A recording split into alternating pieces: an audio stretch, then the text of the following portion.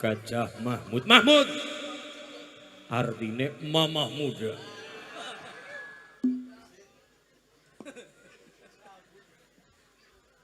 Mboten macan. Macan apa teh? Macan niku nek cara kula mamah cantik. Macan ternak. Artinya mamah cantik nganter anak. Sing gede arane Mahmud. Nawi sing cilik Mahmud.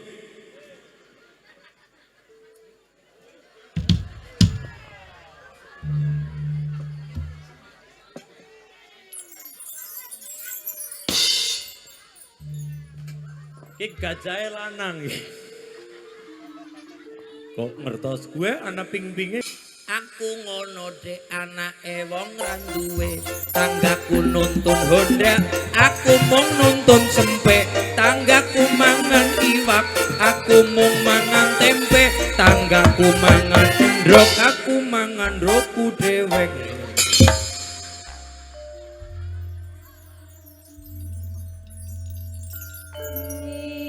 Allahumma sholli ala sayyidina Muhammad. Bismillah ngalap berkah para wali. Derek ajar, derek kelawan Abah Endus Susmono. Nggih. Muga-muga dadi tambah kangen. Allahumma sholli ala Muhammad. Lakon Raja Abraham gempur Ka'bah.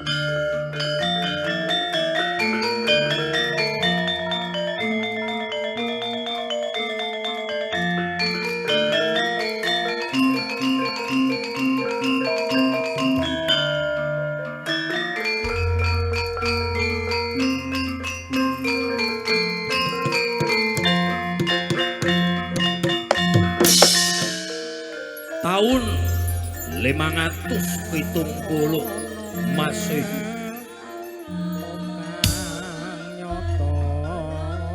ada sebuah negeri yang namanya negeri Yaman. Kerajaan yang namanya kerajaan Abyssinia. Abraha semula adalah seorang perwira di bawah komando Aryat dari Habasyah yang sekarang Ethiopia. Tatkala berhasil menaklukkan Yaman, mengalahkan raja dinasti Himyar, Zunuwas, karena Aryat semenang-menang tidak adil dalam memerintah, maka terjadilah perang pemberontakan di bawah Abraha, memimpin negeri Yaman, menaklukkan seluruh dunia sampai ke Arab Selatan. Goncang gancing Mekah, goncang gancing jagat.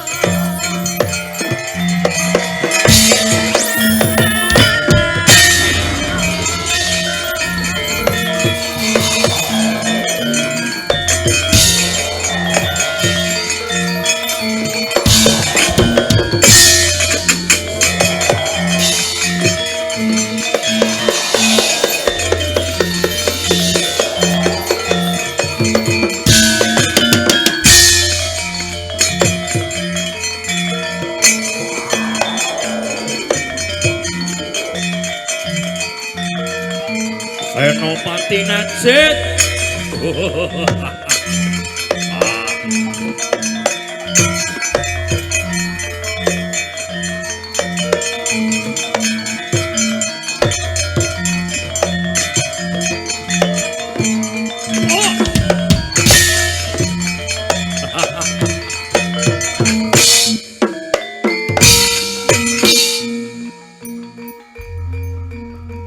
Di bawah pimpinan pemerintahan Abraha, Senopati Najid menuju Arab Selatan. Ada kota aran Mekah, Ka'bah, tempat para pemuja Ka'bah. Remuk Ka'bah kudu pindah maring Yaman. Oh!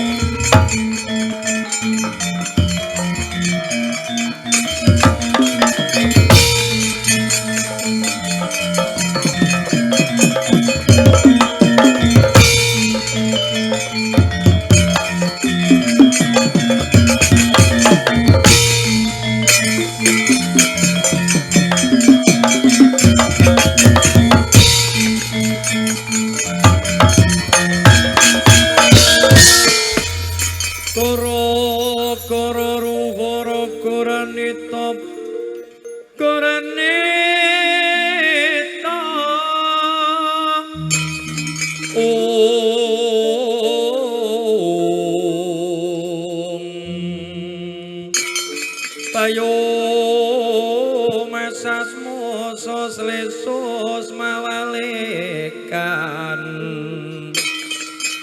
hal tumulano jajara bumi polo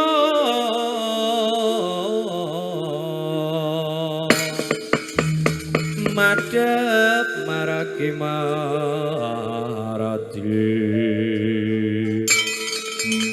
Matara bobing aratining ra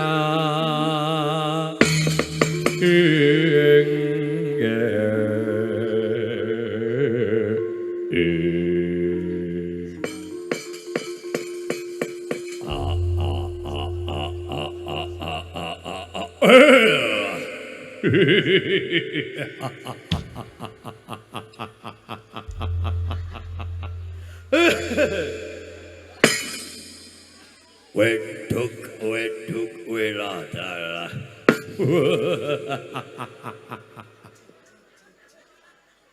Najit dalem sinuwun Prabu Abraha.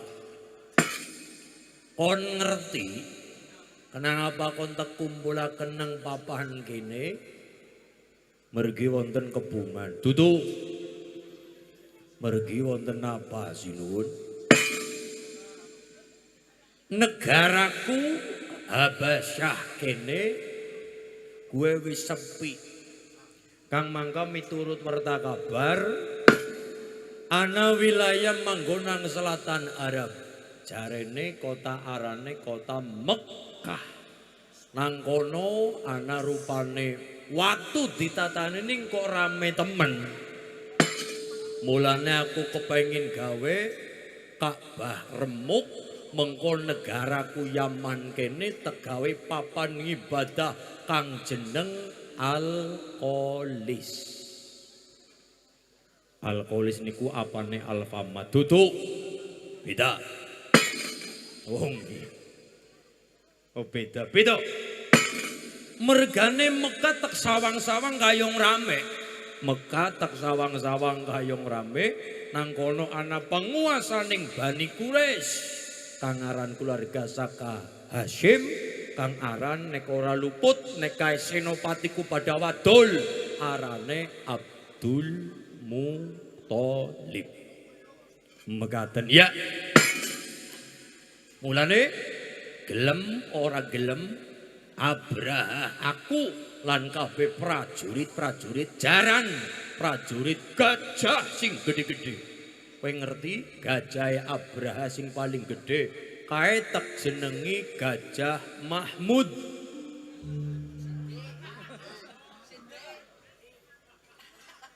Gajah Mahmud artine mamah muda.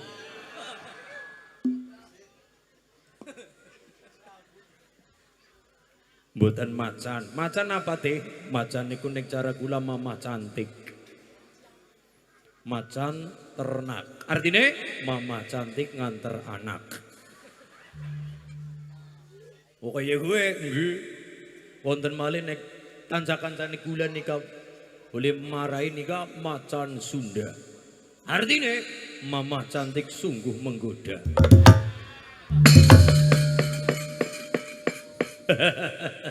Wong nggih, wong nyatane ibu-ibu seniki nika karepe tampil mempesona wegah pun kaya jaman biyen wegah.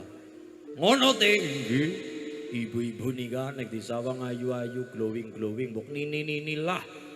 Wis tua-tua lah karepe nganggo skincare. Kira-kira langkah modal ya tukune fresh care nika. Oh, karepe tampil cantik tinggi. Wis rusakeken omong, aku Abraha panguasa ning negara Yaman. Mula aku moh nek Yaman ana sing nandingi.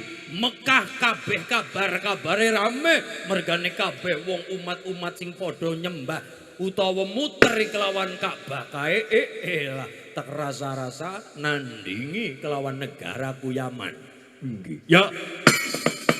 Mula siji aku kudu gawe tandingan arane Al-Qolis supaya dadi makmur negaraku ora kaya Mekah. Mekah makmur, tangga kiwa tengene makmur, ekonomine dade. Aku mau kalah. Abraha wegah nek ono sing nandingi kelawan Abraha.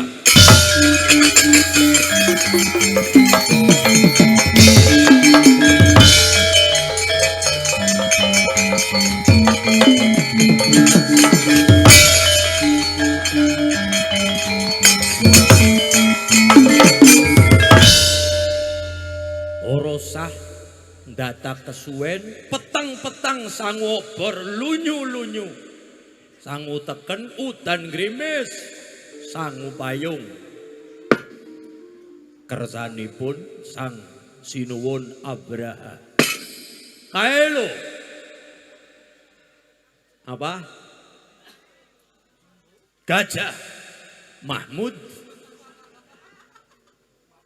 Gajah Mahmud. Mboten mamut mboten. Ora. Kuwi gajah mbiyen arane mamut, ki aner gajahku arane Mahmud, paling gede. Pokok aku wegah nek Yaman kene, Habasyah kene ana sing nandi. Moh aku. Agamaku kudu sing paling rame. Kapercayaanku kudu sing paling rame. Aku kudu sing paling sugih. Kok nganti Mekah arep melu-melu, Ka'bah arep dadi kelilip kelakon tak remukane Ka'bah kae.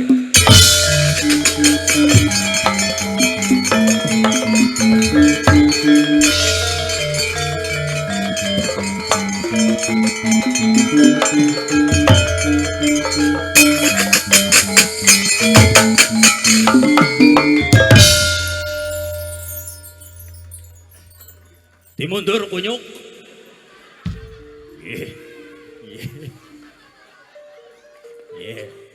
Ratu Jagung dadak.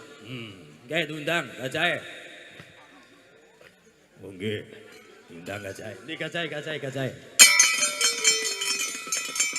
Sing gedhe arane Mahmud. Nawi sing cilik Mahmud.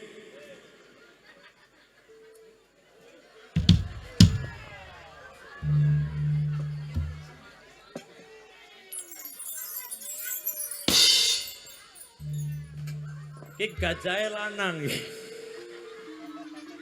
Kok ngertos gue ana ping-pinge gue. Wah, aku nek kelingan gajah loro gede karo cilik dikelingan sing nang TikTok aku. Gajahe pacaran. Sing gede arane Mahmud. Nika sing cilik Mamet. Oh nggih ya. Aku numpak gajah sing gede. Paling gede nggih tak tumpaki panggonane ratu kudu gede dhuwur. Dampar kencana diunggahke. Abraham munggah mangkat maring pesisir kidul Arab. Temonono kota Mekah yen nganti keluarga Hasyim ora ngulungake Ka'bah tak remuke kelakon Abraham kudu nguasani bangsa Arab.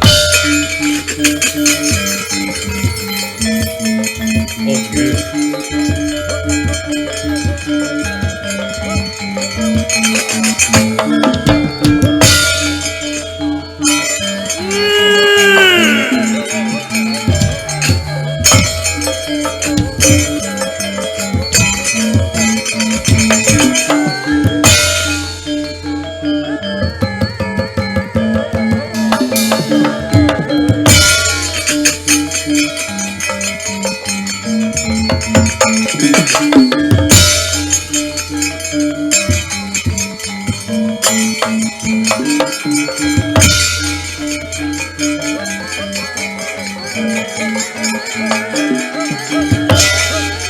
Sayyid Abdul Muthalib.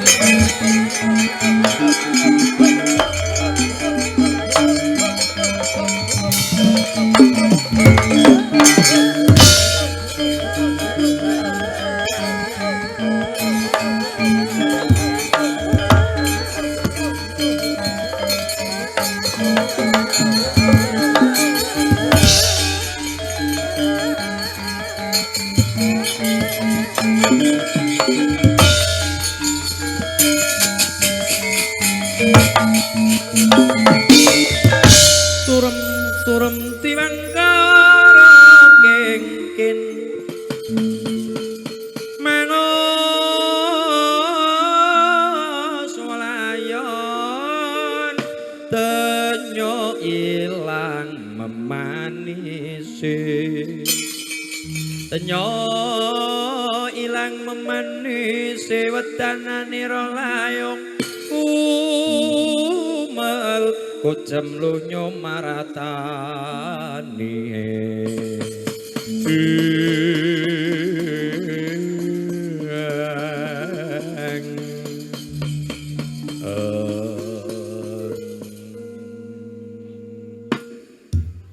Abdul Muthalib ingkang kepareng ngreksa kelawan Ka'bah Eling-eling Ka'bah iku wis dibangun nalikane meduning Sang Nabi Adam, mergo Nabi Adam kangen kelawan kahanan swarga gumelar. Inna awwala baiti wudi'an lin-nasi lalladzi bi Bakkah mubarakah wa hudalil alamin. Ya Allah. Kok arep ana apa? Rasane grungsang, rasaku susah.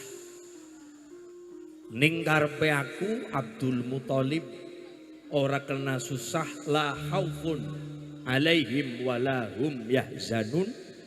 Ora kena susah, ora kena wedi, ora kena khawatir.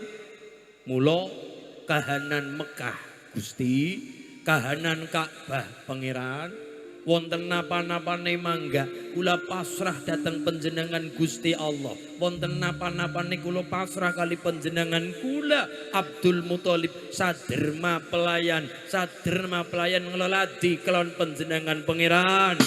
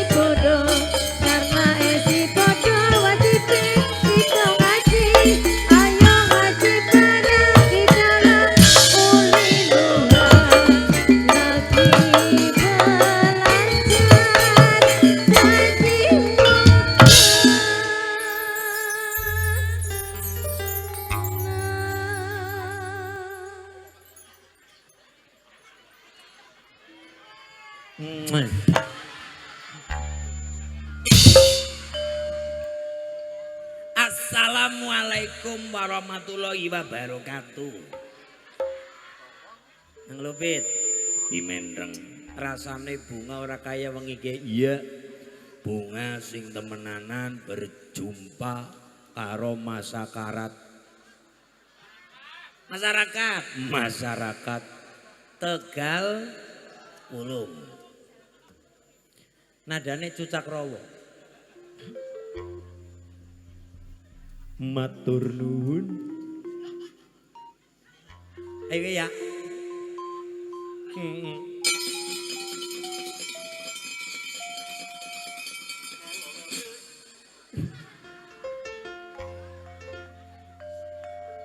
Matur nuwun lupit selendang kami ucapkan.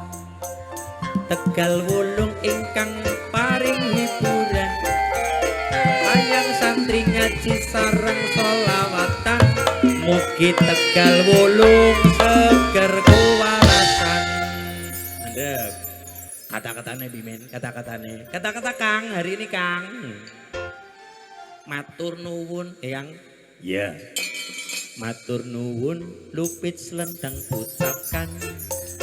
Katur Tegal Wulung sekalian ingkang sampun kersa nanggap hiburan ngaji wayang santri sekang solawatan.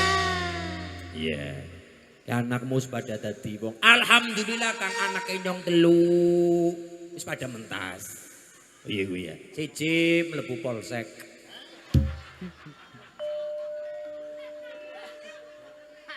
Lah sebabnya pimpin, sebabnya kena ucapku kon kuliah malah njot rong jurusan.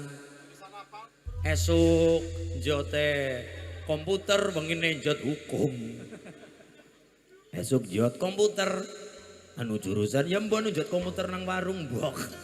Wengine dihukum. Oke gue. Alhamdulillah anak nyong nomor loro dadi pegawe. Oh dadi pegawe ya apik. Apik Kang. Pancen penak Dek nek dadi pegawe. Pegaweane ringan tur akeh duwite. Anak loro pada tutup sekolahe. Kena kanggo contoh tangga teparone. Dadi anak PNS. Anak loro dadi pegawai kabeh. Siji pegawai juragan semen. Ngapa sih? Semendengan semendengene. Sing siji juragan pete tang petenteng nang alur ngidul. Aku ngono Dek anake wong ra duwe. Tanggaku nuntun Honda, aku mung nuntun sempe. Tanggaku mangan iwak, aku mung mangan tempe. Tanggaku mangan endrok, aku mangan roku dewek.